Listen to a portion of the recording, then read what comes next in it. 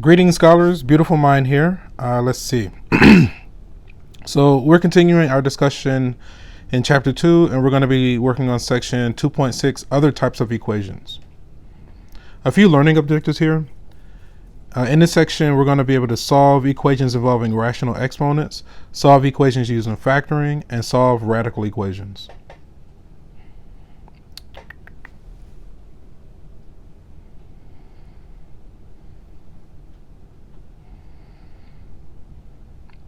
So rational exponents, a rational exponent indicates a power that in the numerator and a root in, A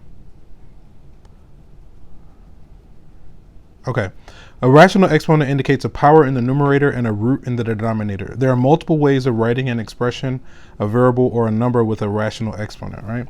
So, if we have a to the power of a fraction, the numerator is the power and the denominator is the index of the radical, right? Or the root of the denominator, right? So if we have a to the power of m over n, another way we can write it is a to the power of 1 over n to the power of m, right? These are all different ways of saying the same thing, right? So we'll flow between these different forms. So here we're asked to evaluate 8 to the power of 2/3, okay? So notice that 8 is a perfect power of 3, okay? So if we start with 8 to the power of 2/3, this is the same as 8 to the power of a third squared, right? This is one way we can write it. So then 8 to the power of a third really means the cube root of 8. And I'm doing it this way because 8 is a perfect power of 3. So the cube root of 8 is going to be 2. So then this really is 2 squared, which is ultimately 4.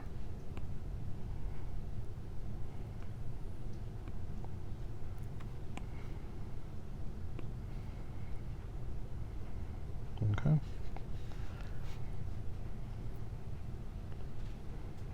And the textbook got the same result that we got.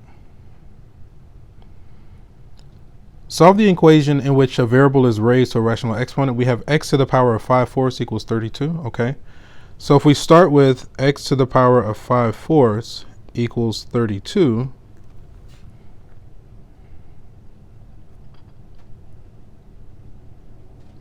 this could be too much.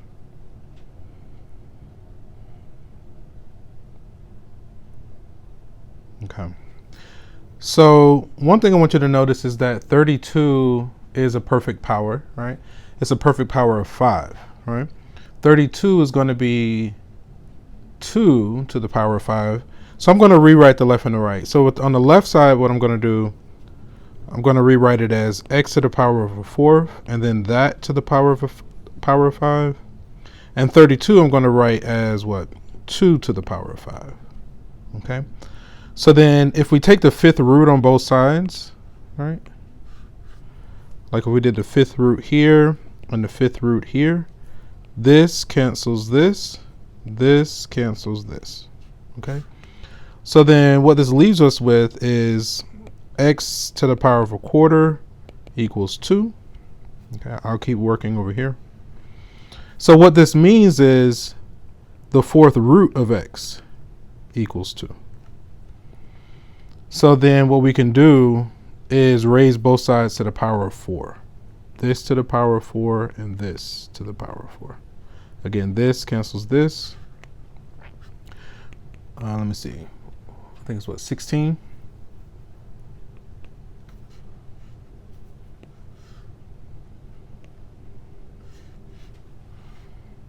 Okay. Now let's take a look at the way the book does it here.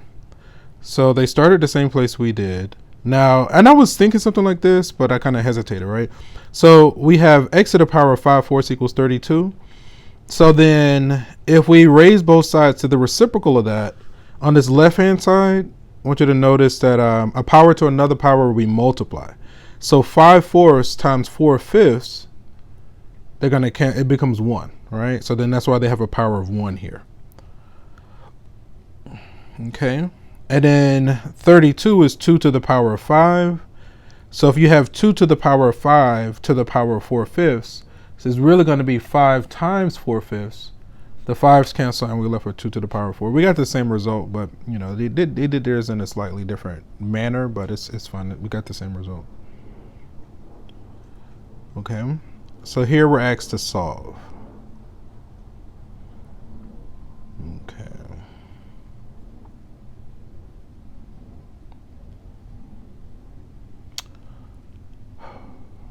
Okay.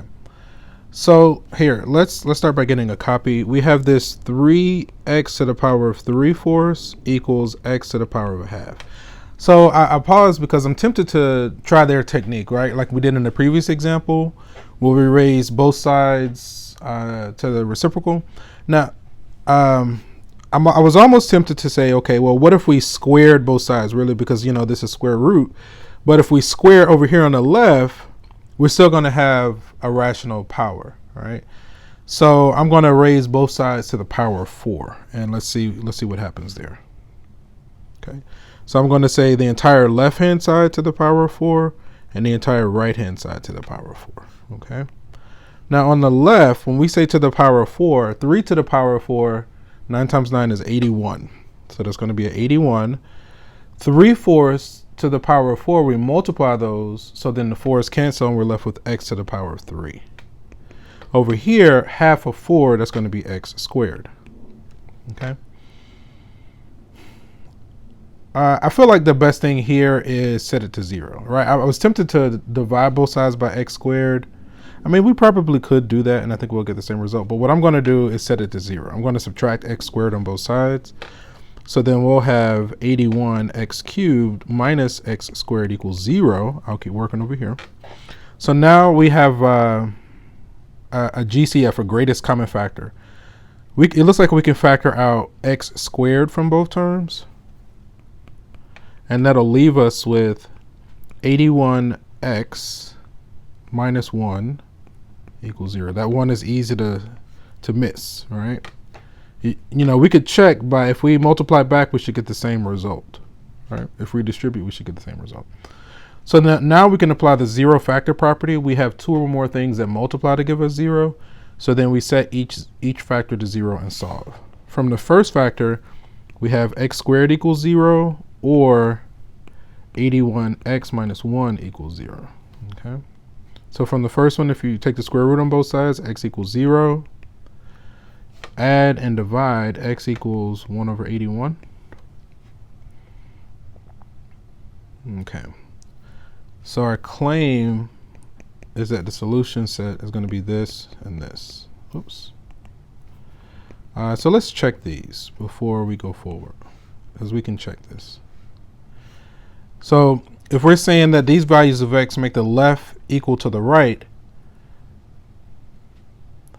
if we said the left minus the right, our result should be 0.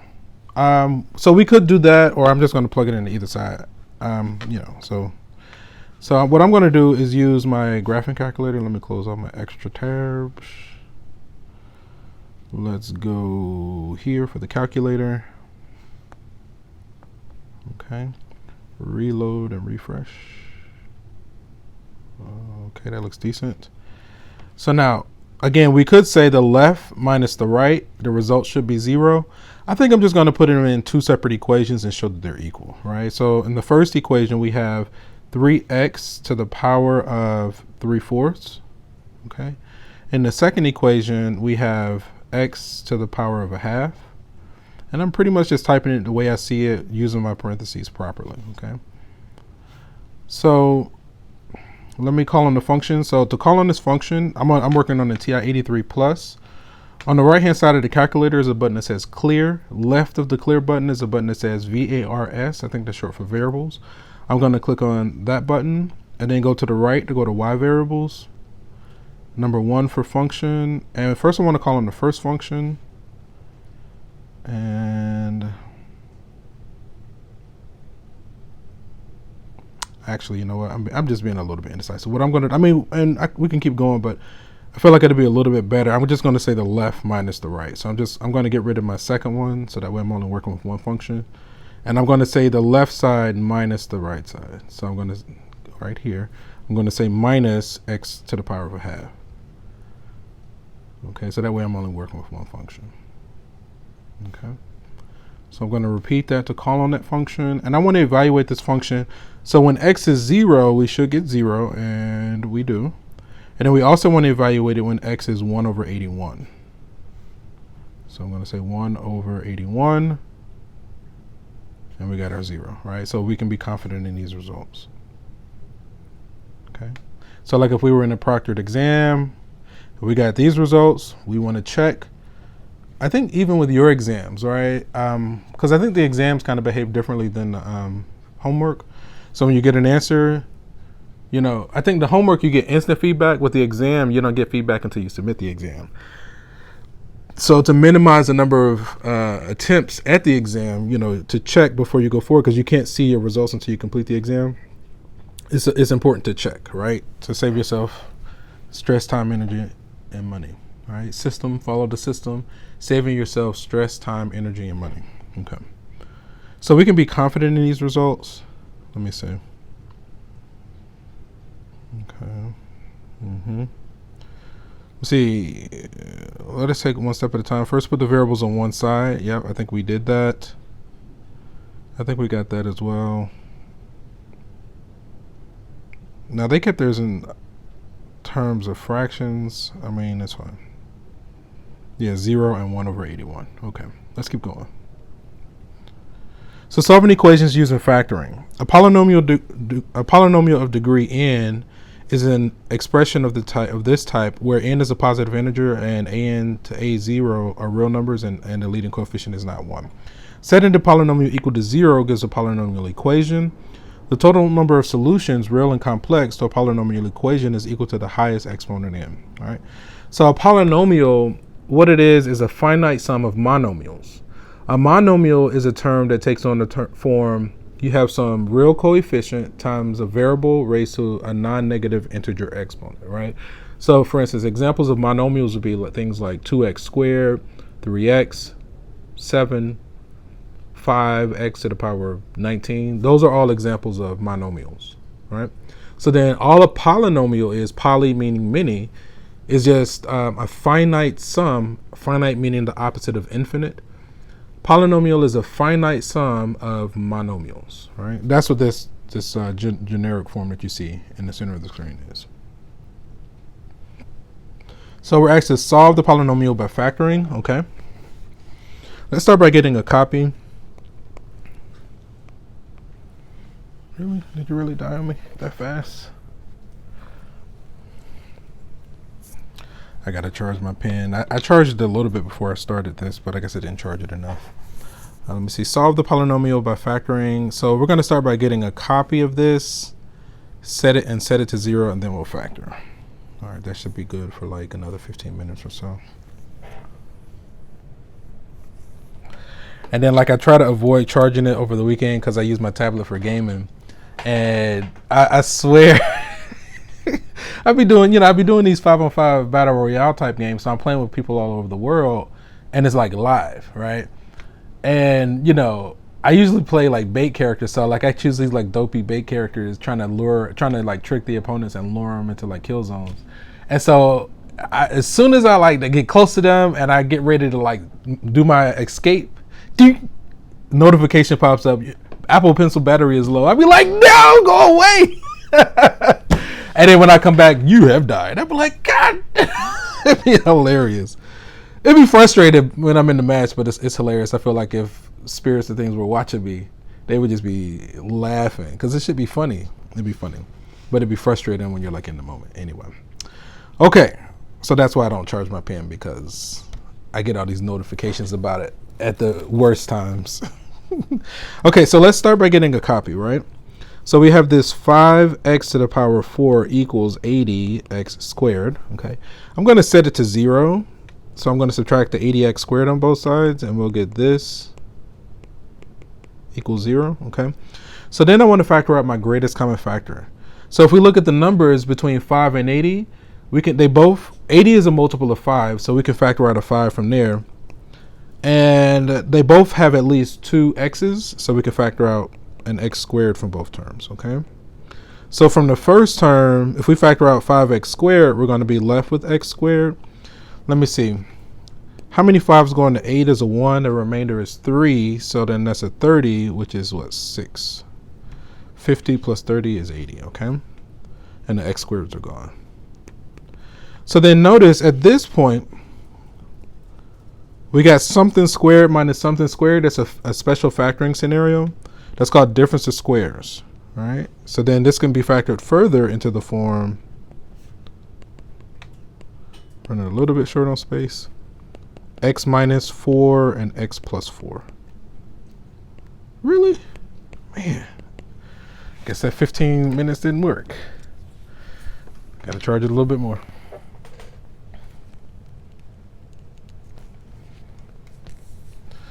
All right.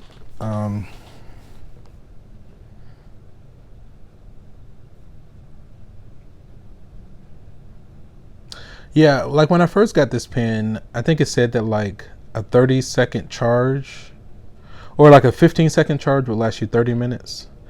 So I'm pretty sure the battery life has gone down. If anybody's looking for like a decent like science project, something that's like would help society and that's like useful, do research on making batteries efficient. Like can you make a battery that charges the fastest, hold its charge the longest? Can you increase the capacity of its charge? Like how much electricity or how much energy can it hold? Can it hold the energy longer? You know. Obviously people have been working on like self-charging batteries, like that's an infinite fuel source.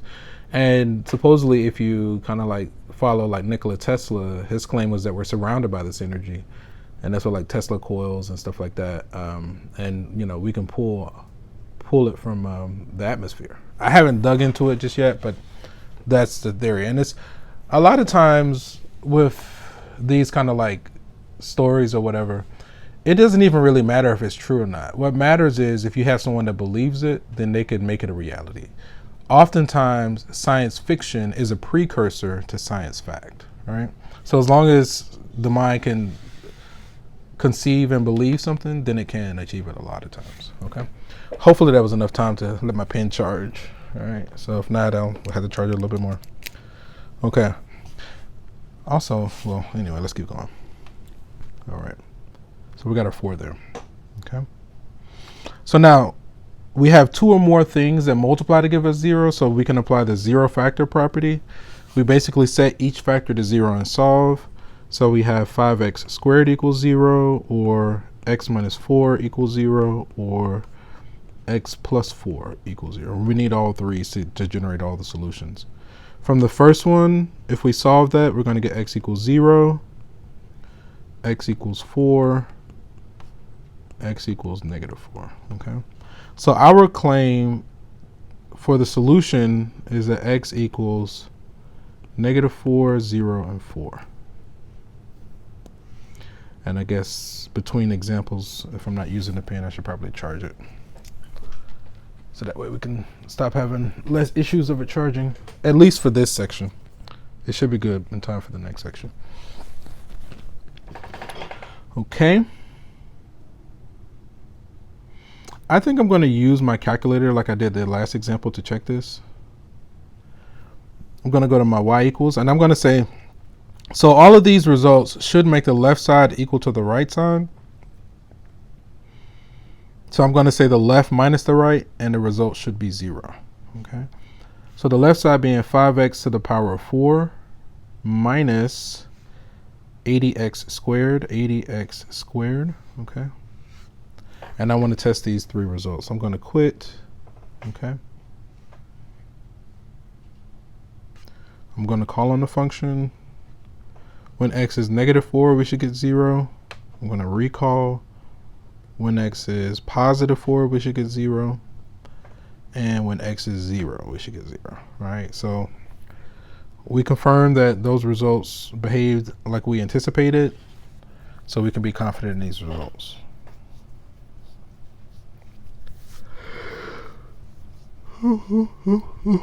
Okay, sorry about that. We got ways to go to. We're about, what, a third of the way there? Okay. We set it to 0. And I think the results that we got were good. So we can see that the solutions of the graph in figure 1, the x-coordinates of the points where the graph crosses the x-axis are the solutions, or in other words, the x-intercepts. Notice on the graph that at the solution 0, the graph touches the x-axis and bounces back.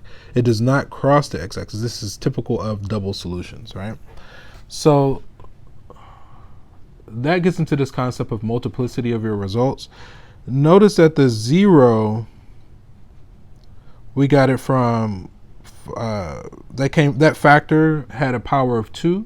So it had a multiplicity of 2, an even multiplicity. So that means that that solution, that x-intercept, is going to bounce off the x-axis. But notice that for plus and minus 4, those powers were a power of 1. So then that means they cross the x-axis, right? So that's what this image is. And we might go deeper into that. We should, hopefully. But we're just going to kind of let it be for now. So Rex has solved this by grouping. So grouping is another factoring technique that we use whenever we have 4 or more terms. When we have a polynomial with 4 or more terms that we're trying to factor, right? So in this case, we have 4.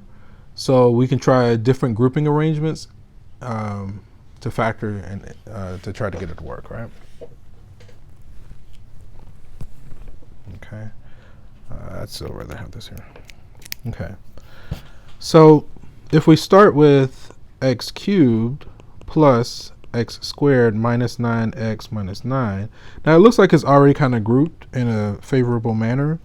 So what I'm going to do, or they're kind of arranged in a favorable manner.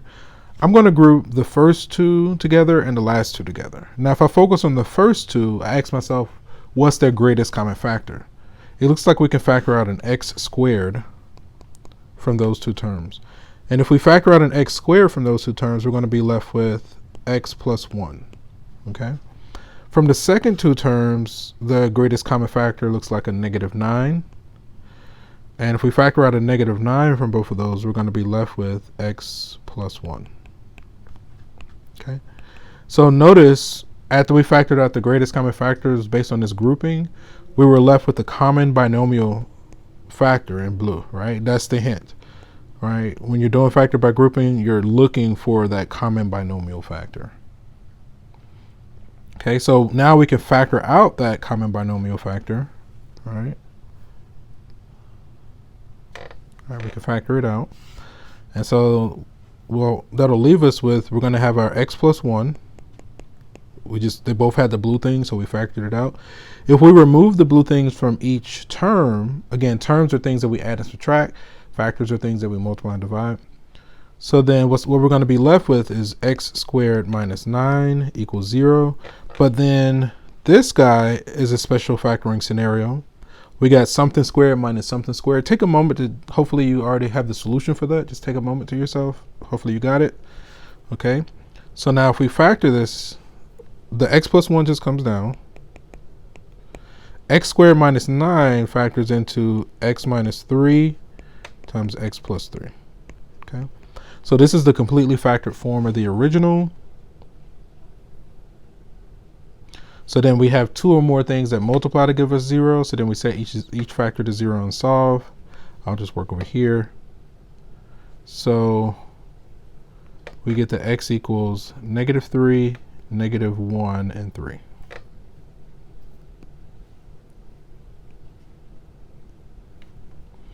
Okay.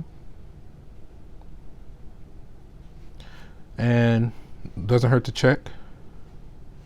I'm going to go to my y equals. We got x to the power of 3 plus x squared minus 9x minus 9. Okay. I'd like to call in that function I just typed in. And I want to evaluate it when x is negative 3. We get 0, right? When x is negative 1, we get 0. And when x is 3, we get 0. Okay. So again, these make sense in the context of the original, so we can be confident in these results. I mean, this is fine. I'm just being a little bit OCD just because. I'm just going to shrink this down just a little bit, move this here, get rid of this, and then expand it out as best I can.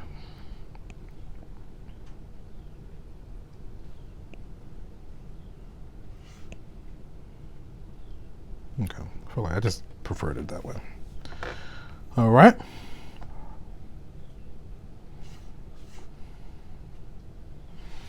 Okay, let me charge my pen a little bit more. Section is taking way longer than I anticipated, but you know, it's not too bad. Let me see. So we looked at solving quadratic equations by factoring when the leading coefficient was a 1. When the leading coefficient is not 1, we solve by grouping. Okay. Grouping requires 4 terms, which we obtain by splitting the linear terms of the quadratic equation. We can also use grouping for some polynomials of degree higher than 2, as we saw here, since there were already 4 terms. Okay, that's interesting. And then here's a type version of what we did. So it's basically a repeat of what we did. So, okay, we're gonna let that be. Oops. And this is the graph of that function. Solving radical equations. An equation containing terms with a variable in the radicand is called a radical equation. Given the radical equation, solve it. How to solve it? 1, isolate the radical expression on one side of the equal sign, put all remaining terms on the other. If the radical is not a square root, then if the radical is a square root, then square both sides of the equation. If it's a cube root, then raise both sides of the equation to the 3rd power. In other words, for an nth root radical, raise both sides to the nth power. Doing so eliminates the radical symbol. Solve the remaining equation. If a radical term still remains, repeat steps 1 and 2, and then confirm solutions by substituting them into the original equation. Okay, not too bad. It's a little bit of a mouthful. I feel like that's going to be easier to see in an example. So here we're asked to solve this radical equation. Notice we have a variable inside the radical. And also notice that our radical is already isolated, right? So we already got the radical by itself. So then let's go from there. So we don't have to do any manipulations to isolate the radical. Okay. I'm going to start by getting a copy of the original. We got this square root. We got 15 minus 2x, square root of all of that, equals x. So because we're taking a square root, the inverse of square root is square, right? So we're going to square both sides. And what that does, this symbol is canceled by this one. On the left, we have this 15 minus 2x. On the right, we have x squared. So now I'm just going to set it to 0. So I'm going to move everything to the right. And I'm going to do another manipulation. But that'll give us x squared plus 2x minus 15 equals 0. So essentially what I did, I moved everything to the right, and then I just reversed it because I wanted this part on the left, right? Okay. So can we factor this guy? This looks like it can be factored. Let's try. All right, something of this form where we have x and x. Now notice, again, we're looking for 2 numbers that multiply to give us negative 15 and add to give us 2. Because I usually start with the second sign. Because the second sign is negative, I know my signs have to be opposite. One has to be positive and one has to be negative. If the second sign were positive, I would know my signs are the same. Because the first sign is positive, I know the larger number is positive. All right, so 2 numbers that multiply to give us negative 15 and add to 2, 5 and 3. The larger number is positive. Let me see, 5 and 3. Notice that positive 5 times negative 3 is a negative 15. Positive 5 plus negative 3 is what, a positive 2. Okay. So then here we have it in fully factored form. We have 2 or more things that multiply to give us 0. So that's the 0 factor property. Hopefully, so a lot of this is really just factoring. And then once you can factor it, then it's kind of like the same as all these examples are pretty much have been the same for the most part with minor adjustments, but it always kind of gets to this point where it's a repeat of the previous, right? You just have to kind of build up to it. But so if we apply the 0 factor property and solve, and I'm gonna do the same thing I did before, x equals negative 5 and 3. Okay, let me paste, and I'm gonna do my resizing just because. I don't know why. There's not a real reason. It's just preference. Kind of like that. Get rid of this. And I'd like to resize this guy. I like that is good. It's such a peaceful, it's a Sunday today. And it's like, it's really peaceful and chill. And I kind of got the door open, just letting some fresh air in with the screen door locked. It's like an iron screen door or whatever. But it's like, it's really cold. So that's a little bit unsettling. I have the heater off for this recording just so I can have minimal background noise.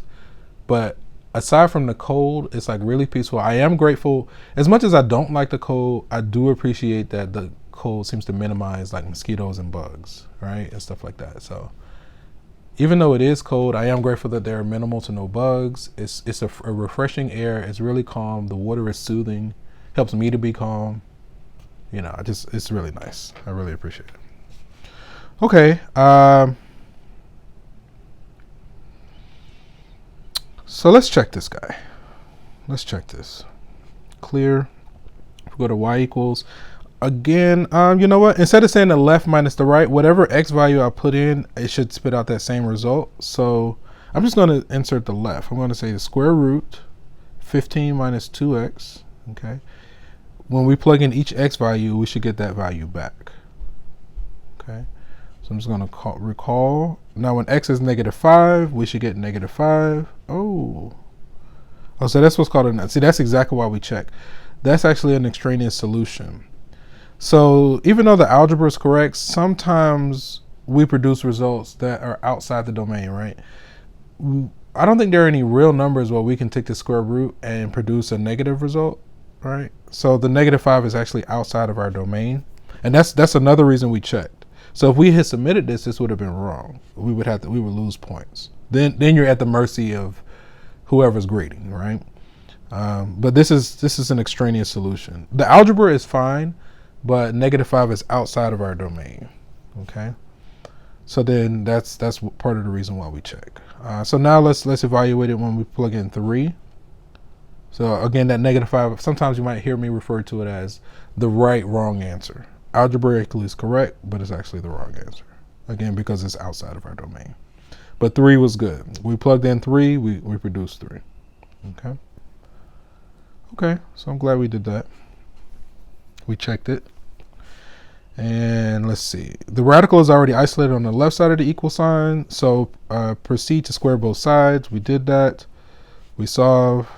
Now, the proposed solutions are -5 and 3. Let us check each solution back into the original equation. First, check when x is -5. Notice that -5 is not equal to 5, right? So this is an extraneous solution. While no mistake was made solving the equation, we found a solution that does not satisfy the original equation, so we had to throw that one out. Again, it's an extraneous solution. And then we checked when x was 3, and we got the proper result. So the only thing that worked was when x is 3. Okay. Here where x is solved. Now notice this radical equation, we have 2 radicals. We're still going to do the same procedure, right? We're going to isolate the radicals, square both sides, and then proceed. Okay. So let's start by getting a copy of the original. We got this 2x plus 3 plus x minus 2 equals 4. Okay. So I'm just going to isolate the radical on the left. So I'm going to subtract the radical on the right from both sides. So I got this 2x plus 3. If we subtract, we'll get 4 minus the square root of x minus 2. And then from there, we just do what we did before. We square both sides, okay, and then adjust, catch the changes. This symbol cancels this, but on the right-hand side, we need to FOIL. So it's we need to FOIL there. Now on the left, we're left with 2x plus 3. But on the right, if we FOIL, we'll get 16 minus 8 times the square root of x minus 2 plus, it's going to be the square root of x minus 2 squared. Right? So if you FOIL, combine like terms, eventually you'll get here. So then square root squared, this symbol is canceled by this one. And then if we combine like terms, so we're going to have 16 plus x minus 2. I'm going to get all those terms to one side, and I'm going to isolate my radical again. Okay. So I'm subtracting 16, I'm subtracting x and adding 2, and I'm keeping the radical by itself. Okay. And I'm also going to switch it around, right? So then now that we isolate the radical, it's going to be a negative 8 times the square root of x minus 2 equals, let me see, if we subtract x, that's going to be a x. 16 minus 2 is going to be 14. If we subtract 14, that's what, a negative 11?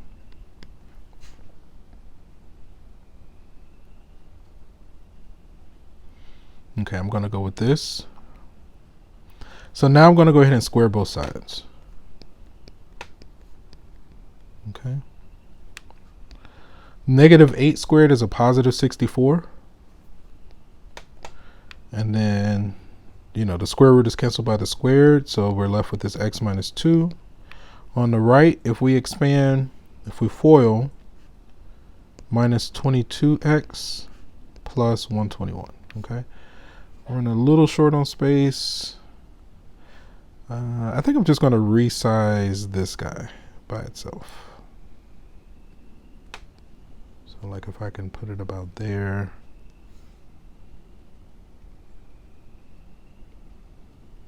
I think that's good like that.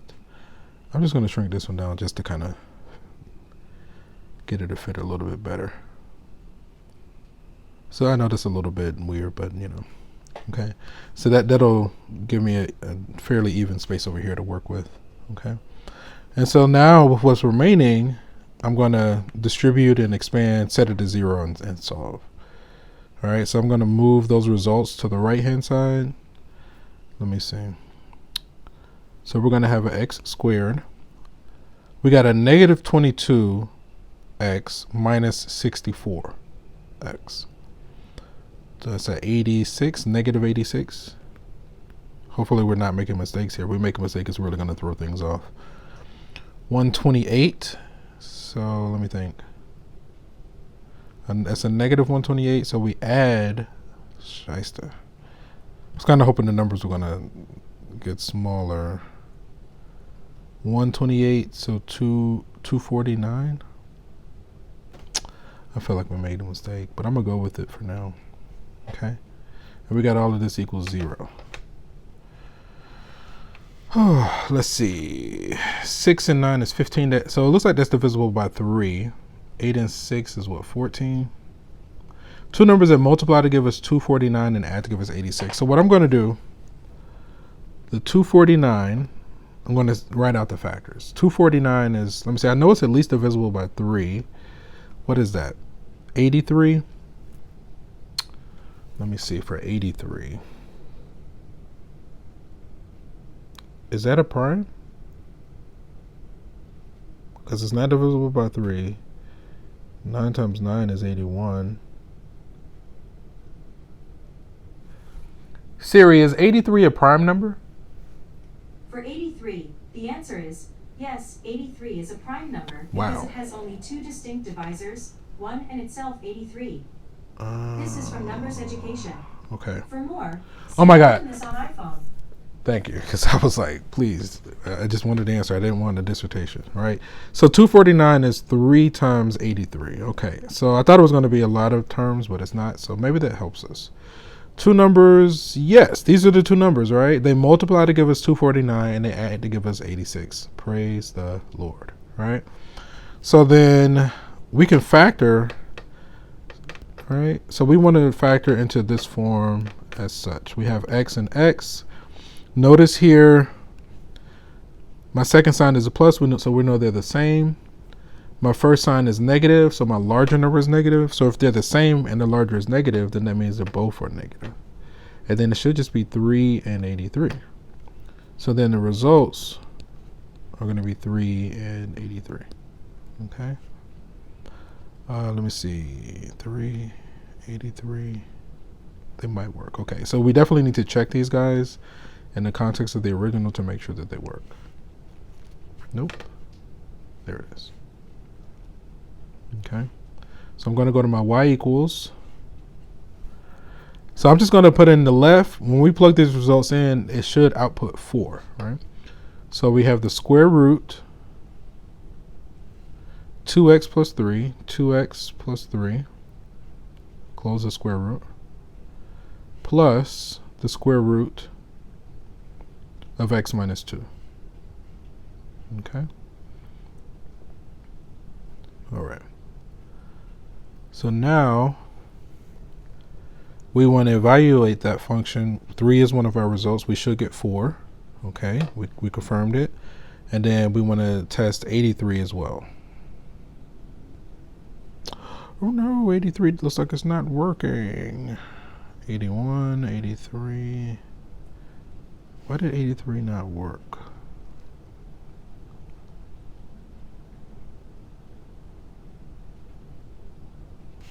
We're supposed to get 4. 83 might be an extraneous solution. Let's see.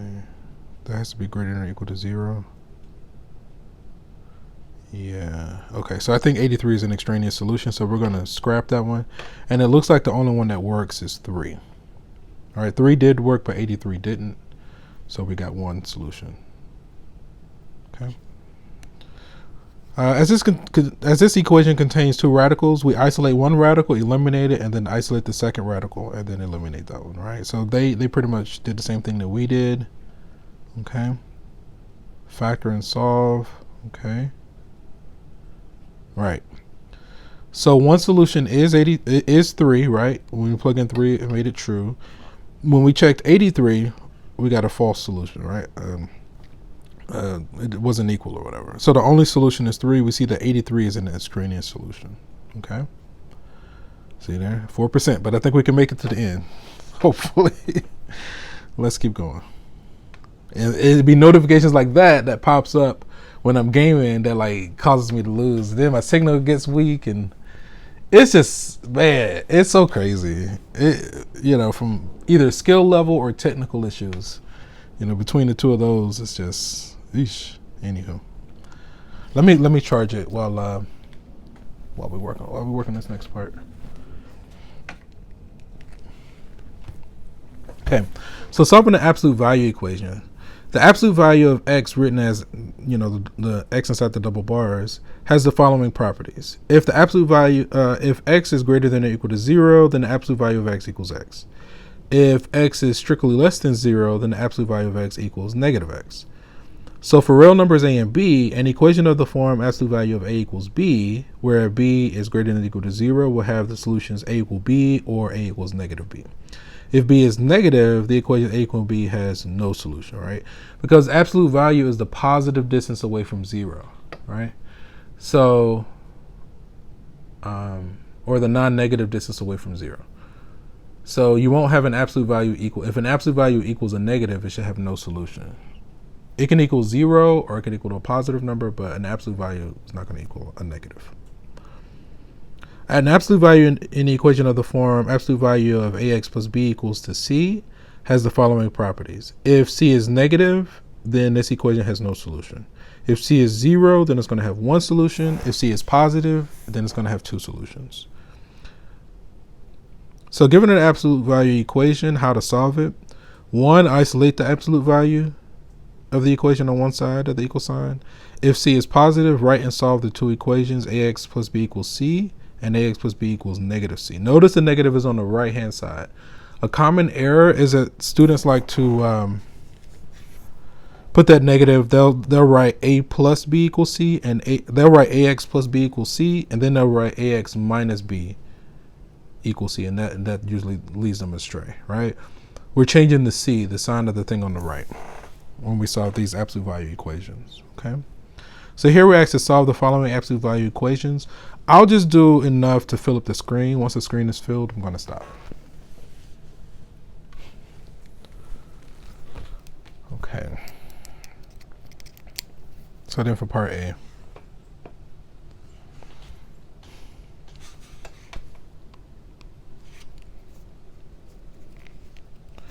So notice for part A, the absolute value is already isolated. So let's start there. We have 6x plus 4 equals 8. So then to solve this guy, we say 6x plus 4 equals 8, or 6x plus 4 equals negative 8. Let me highlight this negative. Matter of fact, let's go like this. Negative 8, right? We're changing the thing on the right hand side. Okay. So then if we solve both of these equations, subtract 4 and divide by 6, 4 over 6 becomes 2/3. Or subtract 4, that's a negative 12 divided by 6 is negative 2. Okay. So then again, we need to check these results in the context of the original to make sure that they work. Okay. Absolute value. Let me do the next one. We might be able to do 2 more. We might actually be able to get all 3. But if that's A, we'll do B here. I mean all 4. All of them. Just all 3 remaining is what I meant. So if we have 3x, the absolute value of 3x plus 4 equals negative 9. Now I think we said earlier, when the absolute value equals a negative, there's no solution. So I'm just going to go with no solution there. Paste. Because even if you did the whole plus or minus thing, when you get those solutions in check, they shouldn't work. So that was B. I'll do C here. Thought I was going to need more space. We have the absolute value of 3x minus 5 minus 4 equals 6. Okay. Isolate the absolute value. So if we add 4 on both sides, we get 3x minus 5 equals 10. So then now that we've isolated absolute value equals a non-negative number, either 0 or positive. So now we can do the the plus or minus thing. So then we'll have 3x minus 5 equals 10, or 3x minus 5 equals negative 10. Okay. If we solve, add 5, we get 15. So then x equals 5. Or add 5, we get negative 5. X equals a negative 5 over 3. Okay. And again, we need to check these, and we'll check them in just a moment. I was just trying to finish them. Let me go like this, go like this. Just want to resize this just a little bit more. That's decent. Okay. And I think we have enough space to do D. Matter of fact, let me move this over here. I want to shrink this line a little bit as well, because that 10 is kind of like jutting out a little bit.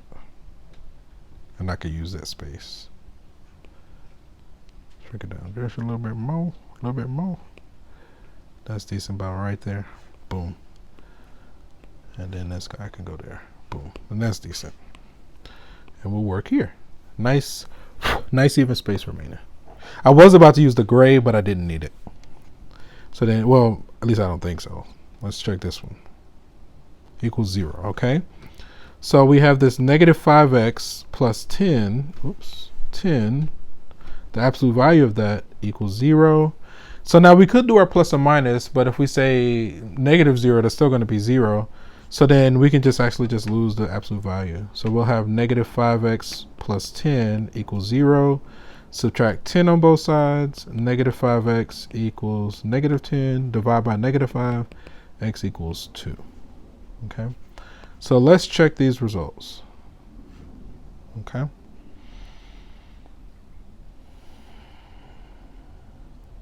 Okay. So now, again, I'm working on a TI 83 Plus. Let me charge this while I work here. It should be good to go, but I guess it won't hurt. Ooh, good chucker. All right. Okay. So we're just going to be confident in B. If we weren't confident, what we could do is still do the plus and minus and get results, and then check and show that those results don't work, right? But just for the sake of time, I'm just going to check A, B, and C. So I'm going to go to my y equals. Now, if I hit math, I think if I go to number 1 says absolute value. So then we have 6x plus 4, 6x plus 4. Okay. That result should be 8.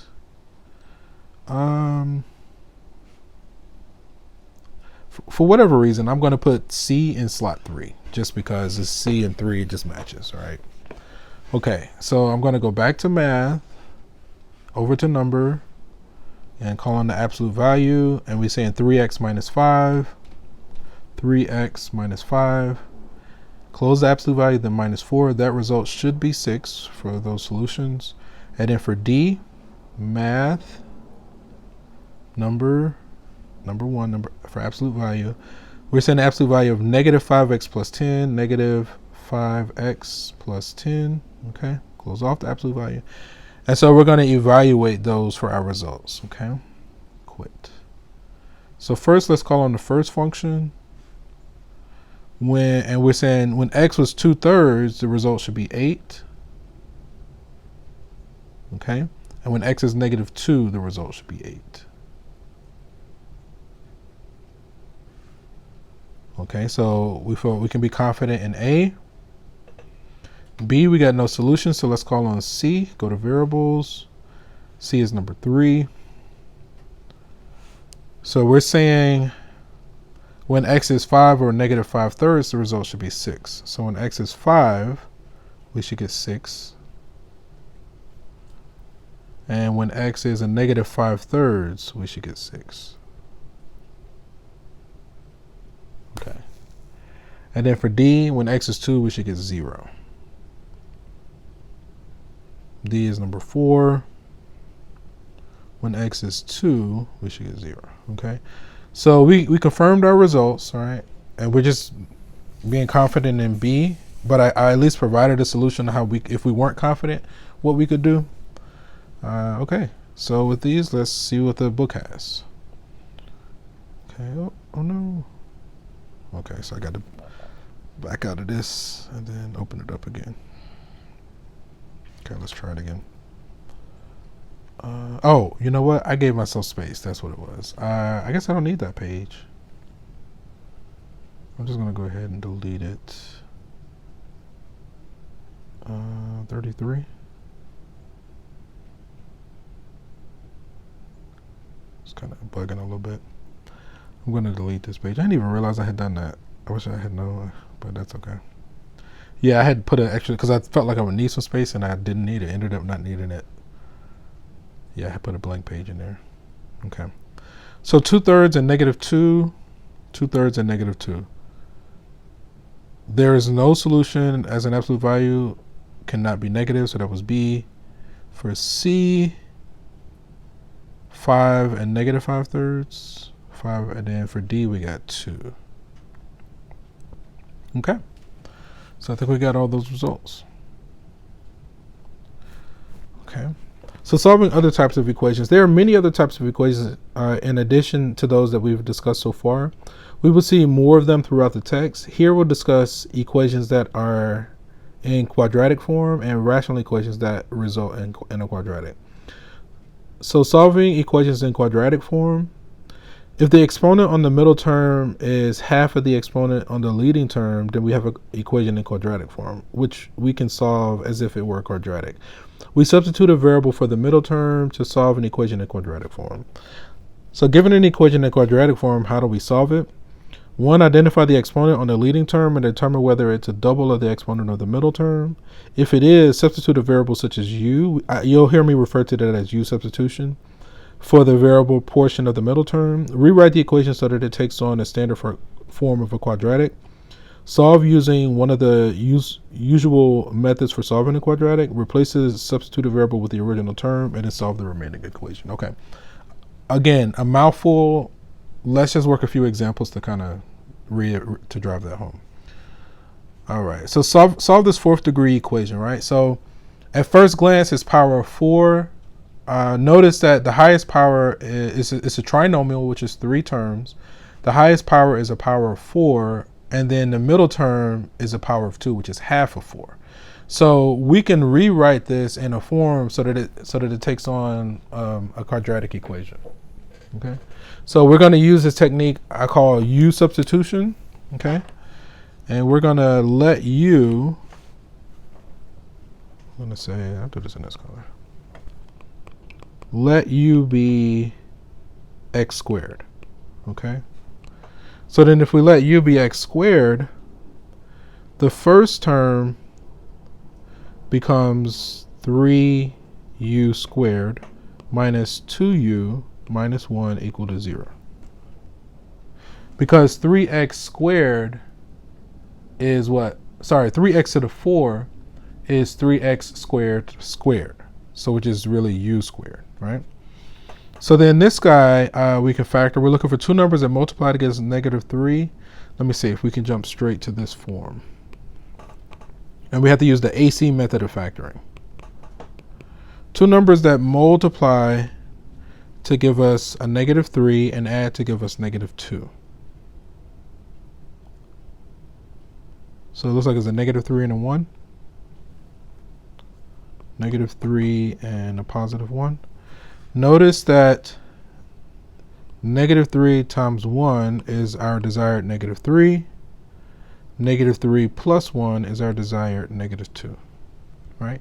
Again, we have to say A times C because the leading coefficient is not 1, okay? So then from here, we have two or more things that multiply to give us 0, so we apply the zero factor property. So then from there, we get x equals either -1 or 3. We solve, we set each one to 0 and solve those equations, we get this result. So we do need to check this in the context of the original, especially because we can. We don't always have that as a luxury, but that's honestly how I maximize many of my points. I checked it whenever I could, like when I was under an exam or whatever. Okay. So here, I'm going to go to my y equals. I want to clear all this out. Okay. So we have this 3x to the power of 4 minus 2x squared minus 1. When we plug these results in, we should get 0. Clear, call on the function. We want to evaluate this when x is -1. We get our 0. And we want to evaluate this when x is 3. Uh-oh, let me see.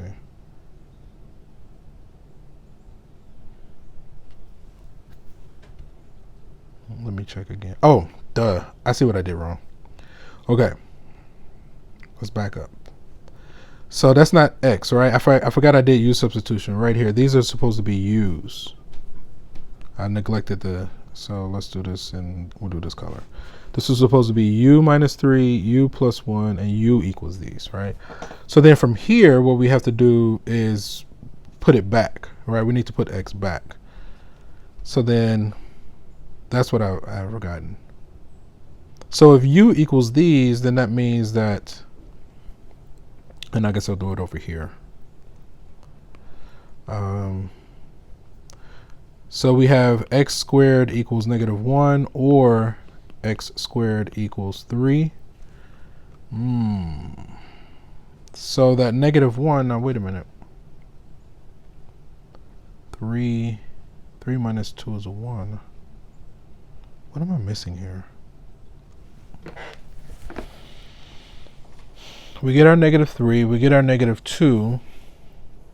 That's a -1 and a +3. You can't get -1 there.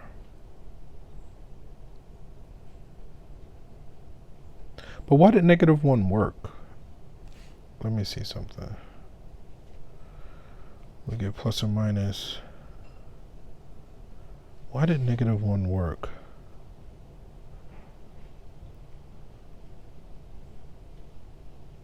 Does it cross the x-axis when the x is -1?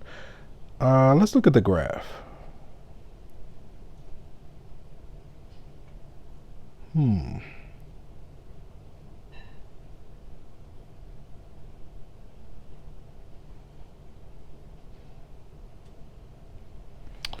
Let's see, I feel like I'm missing something.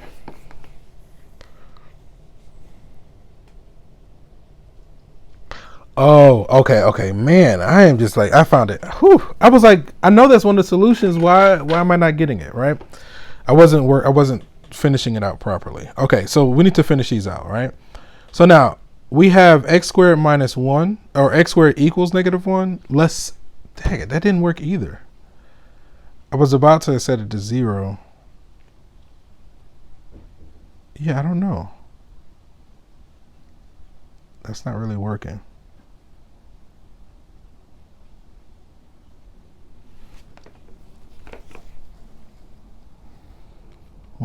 Let me think. Give me a moment. 3u squared minus 2u minus 1. Plus or minus 3. So then x squared equals -1.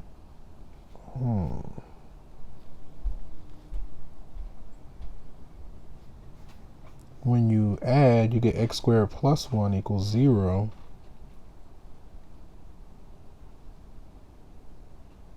Yeah, I'm missing something here. And I'm just not seeing it. Because I thought I got my solution here. But I'm not getting the solution here. Right? But when I look at the graph, we're getting that -1 works. So I'm trying to figure out why can't I generate it here? What am I doing? I feel like I'm missing something. On the right hand side, when we take the square root, we get plus or minus the square root of 3.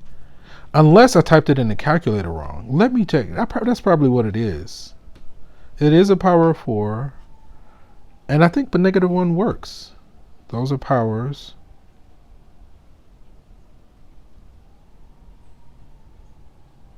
-1 and +3. The larger is negative. Opposite signs. Let me see. Minus 2x squared minus 1.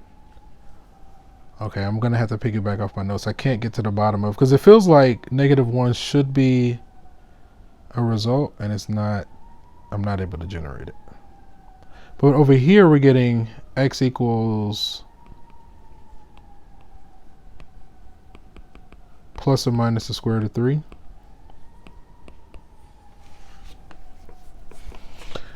Now, when I look at my graph, let me go to. What was that supposed to be, a 3? Let me insert. That was supposed to be 3x to the power of 4. 3x.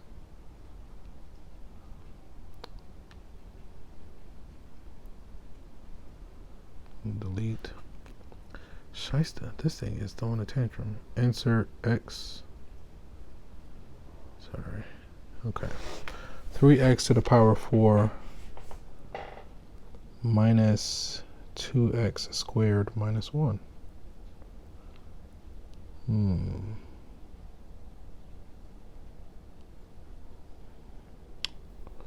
When I plug in -1, that's a 3, minus 2 is a 1, minus 1 is 0. Yeah, I'm missing something, and I'm not sure what.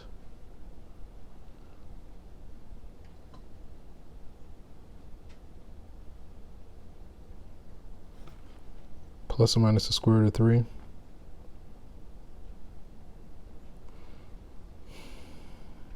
Okay. Let's see what the textbook says. Okay, so now solve this equation. 3u plus 1. Oh, I didn't factor it properly. Oh, that's why I was throwing off. That's why I'm not getting my result. I was like, where am I making my mistake? And I totally missed it. I wasn't factoring properly. That's exactly what it is right here. This is not true, right? That's why it's getting thrown off. Okay, so let's go back and adjust or repair. I was trying to find it without looking at the solution. I was like, what am I missing? I didn't factor it properly, right? That's what happens. So all of this has to go. I guess the simple thing would be factor by grouping. Yeah, I didn't factor it properly. I was like, what am I doing wrong? Okay, so that's what it was. So the two numbers are still -3 and 1. We're going to rewrite that -2u. We'll do that in orange right here. Man, it was driving me nuts. I was like, what did I do wrong? But we finally got to the bottom of it. So we still need the -3 and the 1. We're going to rewrite that -2u using as -3u plus 1u. And then we're going to do factor by grouping, right? So the 3u squared comes down. And we're still doing the AC method, so that's going to be a -3u plus u. Okay, -1 equals 0. So then we have 4 more terms. All right. So then if we group the first 3, we can factor out 3u from those terms, and we're going to be left with, it looks like a u minus 1. From the second 2 terms, you can factor out a 1. That's the only thing they have in common. And so we're going to be left with u minus 1. Okay. So then if we factor out the common binomial factor, we're going to be left with 3u plus 1. There we go. I was like, what am I doing wrong? We finally got to the bottom of it. I just didn't factor it properly. So again, let me kind of recap that. Because the leading coefficient is not 1, we still had to do our A times our C. So we were looking for 2 numbers that multiply to give us a -3 and then add to give us -2. So that's where the -3 and the 1 came from. And so we used those 2 numbers to rewrite the 2 into this form. Right. So then from here, we have 4 terms. So we did factor by grouping and we got this result. Okay. So now that we have it factored properly, I just totally factored it wrong. I think this section is taking longer than I anticipated. I'm hungry. I've had food sitting here the whole time. Like, I get a little bit like delirious. But anyway, okay. So then from here, now we get u minus 1 equals 0, or 3u plus 1 equals 0, right? So then we'll get u equals 1, or u equals a -1/3, and then we got to substitute back, right? So if u equals 1, that means x squared equals 1, or x squared equals, subtract and divide, squared.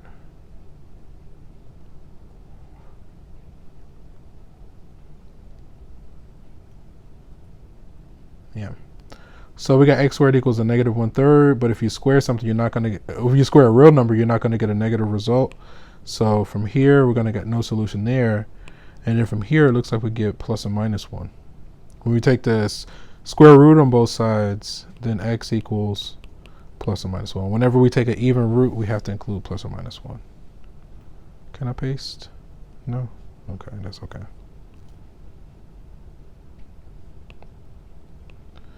All right, that was an adventure. I definitely got stuck,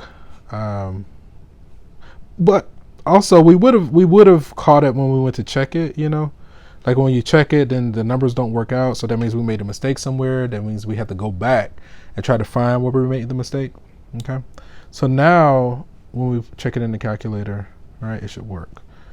3x to the 4 minus 2x squared minus 1. All right. Okay. Why is that showing like that? Okay. So now I want to call on the function. And I usually do these presentations in one go, because you definitely make mistakes, right? We're human beings we're spiritual beings having a human experience, right? So that means that we're allowed to make mistakes. Humans learn by trial and error. We're not robots. We have moments of perfection, and we can have extended moments of perfection, but we're designed for trial and error, right? So that's why we do a lot of the things the way we do it. And that's why I like to do these in one take. So when I make mistakes, I can showcase how to find the error and then go back and fix it and then go from there, right? Okay, so we want to evaluate this when x is 1. We got our desired result of 0. And then also when x is -1. Okay, so now we're good to go. Okay, that was an adventure, right? Okay, so yeah, we got to the bottom, and I think from there we're good to go. All right. Now they included the complex results, right? So when we did the square root, we had x squared equals a negative 1/3. Usually we don't include those imaginary results, but I mean we can. So there's nothing wrong with that. When we take the square root on both sides, we're going to get x equals plus or minus the square root of a negative 1/3. If we rationalize that and write it as a complex number, we're going to have I plus or minus I times the square root of 3/3. Okay, so I'm just going to highlight this one just because the textbook included it. Let me see how they wrote theirs. Yeah. Now see, and it's weird because they left it as a square root of a third. Usually, that's the same as 1 over the square root of 3, and we usually don't leave radicals in the denominator. So that's why I wrote mine as the square root. I multiplied by 1 in the form of root 3 over root 3 to give me the square root of 3/3. Yeah. Which is the same as this. It's just a different form. But, why they included a complex there, I'm not sure. But, it's okay. So, okay, we're almost there. Solve the equation in quadratic form. So now this one, right? This one's kind of already given to us in quadratic form. So again, we're going to do our u substitution.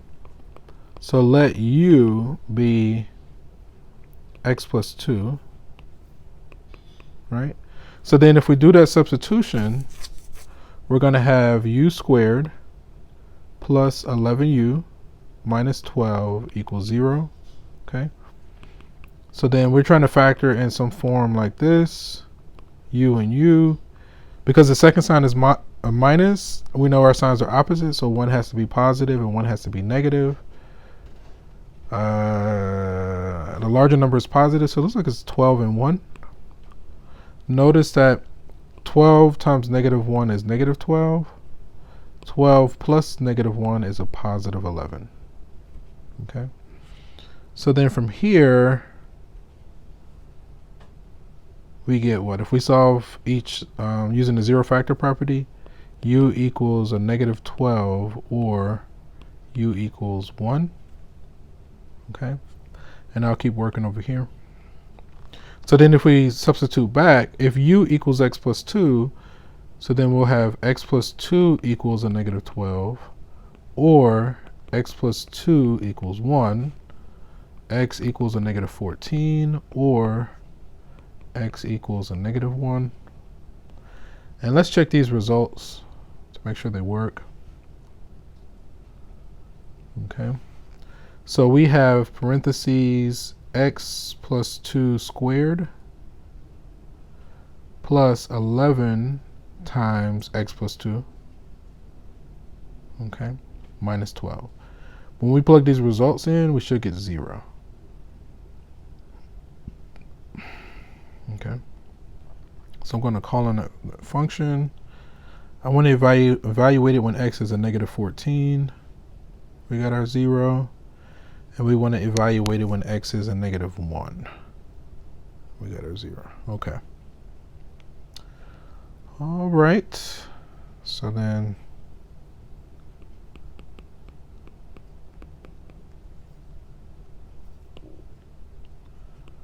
okay. I do need to do another section, but I think I'm going to take a break. Let me see how many more questions we got. So we checked both of these in the context of the original. They both give us our desired result, so we can be confident in those. Okay. Solve the following rational equation. Okay, let's give this one a go. I think this is the last one. So I'm going to get a copy of this. We got x minus 1 under negative 4x plus x plus 1 under 4 equals x squared minus 1 under negative 8. Okay. So for me, whenever I'm working with like a rational equation, I like to multiply the entire left side and entire right side by the least common denominator of all my denominators. Right. Notice that the right hand side factors. Let me capture that. So the left side stays the same for right now. Okay. That x squared minus 1 factors into what? X minus 1 times x plus 1. Okay. So now if I want my least common denominator, it's basically, you got an x minus 1, an x plus 1, and then the denominator on the right has both of those. So our least common denominator is that denominator on the right. We're going to multiply both sides by this guy. This x minus 1 times x plus 1. And I kind of need some space. That's good. Again, this entire side we're going to multiply by x minus 1 times x plus 1. Okay. Now on the right hand side, this denominator is canceled by this. We're left with negative 8. On the left hand side, we're really distributing that. For the first one, the x minus 1's cancel. We're going to be left with negative 4x times x plus 1. With the second term, the x plus 1's cancel. We're going to be left with 4 times x minus 1 equals negative 8. Notice, so if we do this properly, we can basically get rid of all of our fractions and keep it moving. Okay, so I'm just going to expand it all the way out, set it to 0, and kind of work with that. Expand it out, set it to 0, combine like terms, and then solve, right? So then negative 4x times x is a negative 4x squared minus 4x plus 4x minus 4 plus 8 equals 0. Okay. Notice this cancels this. And I'm just going to shrink down this item here.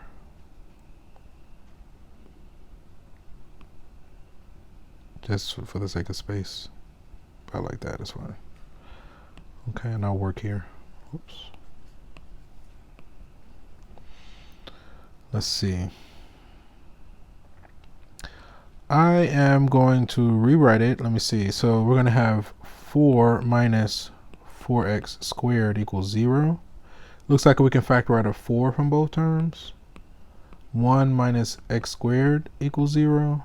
And then we have difference of squares. Something squared minus something squared. So this can factor into 1 plus x times 1 minus x. And then if we set each factor to 0 and solve, I know negative 1 is 1. It looks like it's plus or minus 1. That's a 0. That's a 0. Okay. But if we try negative, I think that these are extraneous solutions, so this might have no solution. 4x squared minus 4x, 4x minus 4. Yeah, it looks like it's no solution. Because if we plug these into the original, they make zeros in the denominator. So that means we can't use these guys. These are extraneous solutions. So it looks like there's no solution here.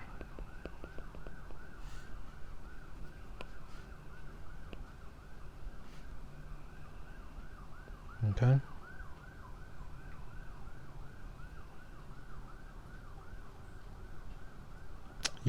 Yeah, that's what I got. Okay.